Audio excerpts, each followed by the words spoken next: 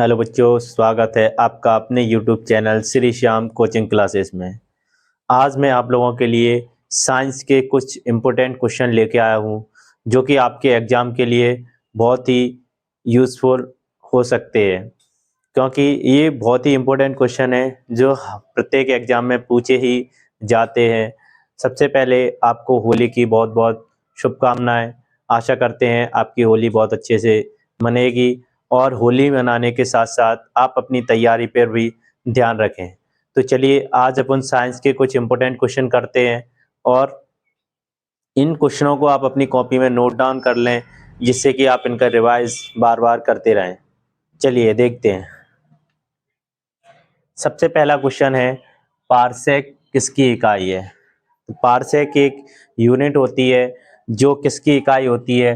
Parsec दूरी की इकाई होती है। तो पारसेक जो यूनिट है वो दूरी की यूनिट है। अगला क्वेश्चन, चंद्र ग्रहण कब होता है? आपने देखा होगा कि चंद्र ग्रहण सूर्य ग्रहण होता है, लेकिन वो कब होता है? तो चंद्र ग्रहण किस तिथि को होता है? चंद्र ग्रहण पूर्णिमा को होता है। कब? पूर्णिमा के दिन, जब पूर्णमासी होती है तब चंद्र ग्रहण होता है। यही ये पूछ सकता है कि सूर्य ग्रहण कब होता है? तो सूर्य ग्रहण अमावस्या के दिन होता है। ये आप याद रखना कि सूर्य ग्रहण कब होता है? अमावस्या के दिन होता है। अगला, मानव आंख की रेटिना पर कैसा प्रतिबिंब बनता है? यानी कि जो मनुष्य की जो आंख होती है उस पे जो प्रतिबिंब बनता है वो कहाँ पे बनता है? रेटिना पे। ऐसा क्वेश्चन पूछ सकता है कि आंख में प्रतिबिंब यानी कि जो इमेज होती है वो कहाँ पे बनती है? तो रेटिना पे बनती है। तो रेटिना पे जो इमेज बनती है वो किस तरह की इमेज होती है? तो वो इमेज होती है आपकी वास्तविक एवं उल्टी। मैं आप लोगों को ये हिंदी के क्वेश्चन हिंदी में इसीलिए लेकर आया हूँ क्योंकि हिंदी में इनको याद करना थोड़ा सरल रहता है और आपका जो एग्ज़ाम होता है वो हिंदी और इंग्लिश दोनों लैंग्वेज में आता है। इसीलिए मैं जीके और साइंस के क्वेश्चन आपको हिंदी में ही कराऊंगा। अगला क्वेश्चन देखते हैं, दूरबीन का आविष्कार किसने किया था? बहुत ही इम्पोर्टेंट क्वेश्चन है और आपके एग्जाम में पूछा जा सकता है। दूरबीन का आविष्कार किसने किया था? तो दूरबीन का आविष्कार गैलीलियो ने किया था। दूरबीन का आविष्कार किसने किया था? तो दूरबीन का आविष्कार गैलीलियो ने किया था। ये आप याद रखना। नेक्स्ट क्वेश्चन, एल्फ्रेड नोबेल ने किसकी खोज की थी? एल्फ्रेड नोबेल ने किसकी खोज की थी? तो एल्फ्रेड नोबेल ने डायनामाइट की खोज की थी।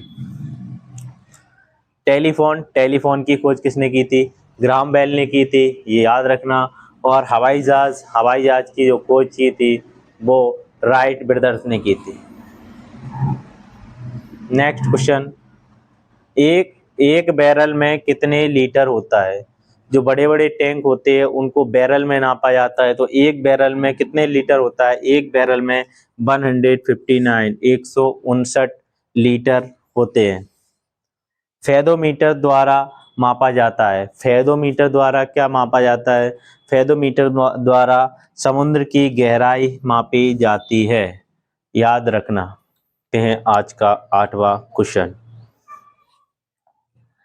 एक्सरे का आविष्कार किसने किया था? यह क्वेश्चन आपके लिए बहुत ही इम्पोर्टेंट है। आपको इस बेसिक भी जानकारी होनी चाहिए कि एक्सरे का आविष्कार किसने किया था। तो एक्सरे का आविष्कार जो रोहनटिजन ने किया था। किसने किया था? रोहनटिजन ने। और इसके साथ अपन और ऑप्शन पढ़ते हैं, मार्कोनी ने किसका आविष्कार किया था? रेडियो का। ये याद रखना, रेडियो का आविष्कार किसने किया था? रेडियो का आविष्कार मार्कोनी ने किया था। नेक्स्ट क्वेश्चन, प्रकाश तरंगें कैसी तरंगें हैं? प्रकाश तरंगें यानी कि इलेक्ट्रिक वेव जो है वो कैसी वेव है? तो देखते हैं अपन, ऑप्शन देखते हैं, विद्युत चुंबकीय तरंगें या विद्युत तरंगें या चुंबकीय तरंगें या फिर इनमें से कोई नहीं। तो आपका जो राइट आंसर है वो कौन सा है? ऑप्शन ए, प्रकाश तरंगें जो है ना वो विद्युत चुंबकीय तरंगें हैं। नेक्स्ट क्वेश्चन, प्राथमिक रंग कौन से हैं? आपसे इसमें दो तरीके से क्वेश्चन पूछ सकता है। एक तो ये कि प्राथमिक रंग कौन से हैं, एक ये पूछ सकता है कि प्राथमिक रंग कितने होते हैं। तो आपको याद रखना, प्राथमिक रंग जो है ना वो 3 होते हैं। प्राथमिक रंग कितने होते हैं? प्राथमिक रंग 3 होते हैं। कौन कौन से होते हैं देखते हैं। पहला ऑप्शन है लाल हरा पीला, लाल नीला काला, लाल हरा नीला, या फिर इनमें से कोई नहीं। तो जो प्राथमिक रंग होते हैं वो होते हैं लाल हरा नीला। नेक्स्ट क्वेश्चन, विद्युत बल्ब का फिलामेंट किस धातु का बना होता है? जो हमारी लाइट के जो बल्ब होते हैं उनमें जो तार लगा रहता है वो किसका बना होता है? तो ऑप्शन टंगस्टन का, नाइक्रोम का, नर्म लोहे का, या फिर इनमें से कोई नहीं। तो इसका जो आंसर है वो क्या है? टंगस्टन। किसका बना होता है? टंगस्टन का। विद्युत बल्ब का फिलामेंट टंगस्टन का बना होता है। नेक्स्ट क्वेश्चन, सबसे शुद्ध जल कौन सा है? इसमें आपको बताना है कि सबसे शुद्ध पानी कौन सा है अपनी भाषा में बोले तो। ऑप्शन है आपके पास वर्षा का, समुद्र का, नदी का, या फिर इनमें से कोई नहीं। आपको पता होगा कि सबसे शुद्ध जल हम किसको मानते हैं? सबसे शुद्ध जल वर्षा के जल को मानते हैं। नेक्स्ट क्वेश्चन, सफेद स्वर्ण किसे कहा जाता है? यानी कि व्हाइट गोल्ड किसे बोलते हैं? तो व्हाइट गोल्ड इनमें से कौन सा है? ऑप्शन देखते हैं, प्लेटिनियम, फ्लोरीन, कॉपर, या फिर पारा। व्हाइट गोल्ड जो है ना वो किसे बोलते हैं? प्लेटिनियम को, यानी कि सफेद स्वर्ण प्लेटिनियम को कहा जाता है। नेक्स्ट क्वेश्चन, भोपाल गैस कांड में किस गैस का रिसाव हुआ था? आप लोगों को पता है कि भोपाल में भोपाल गैस कांड हुआ था और उसमें लाखों लोगों की जान चली गई थी। तो वह गैस कांड में कौन सी गैस का रिसाव हुआ था? ये बहुत ही इम्पोर्टेंट है, आप इसको याद रखना।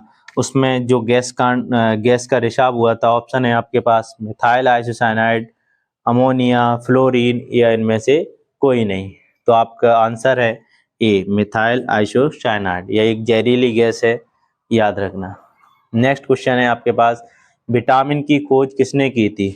बहुत ही इंपॉर्टेंट क्वेश्चन है, इसको आप, इंपॉर्टेंट क्वेश्चन है।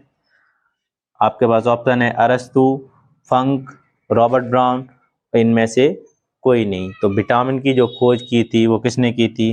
फंक ने की थी।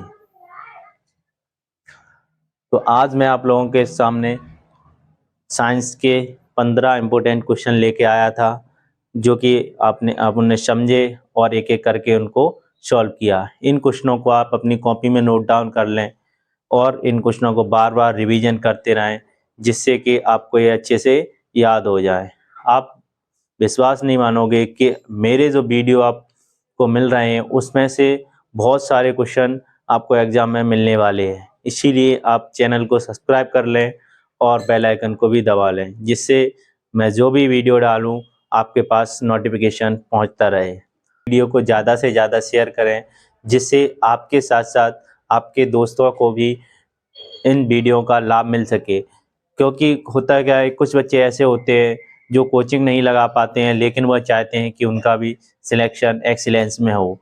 तो ये जो वीडियो है वो आपको सिलेक्शन तक जरूर लेके जाएंगे।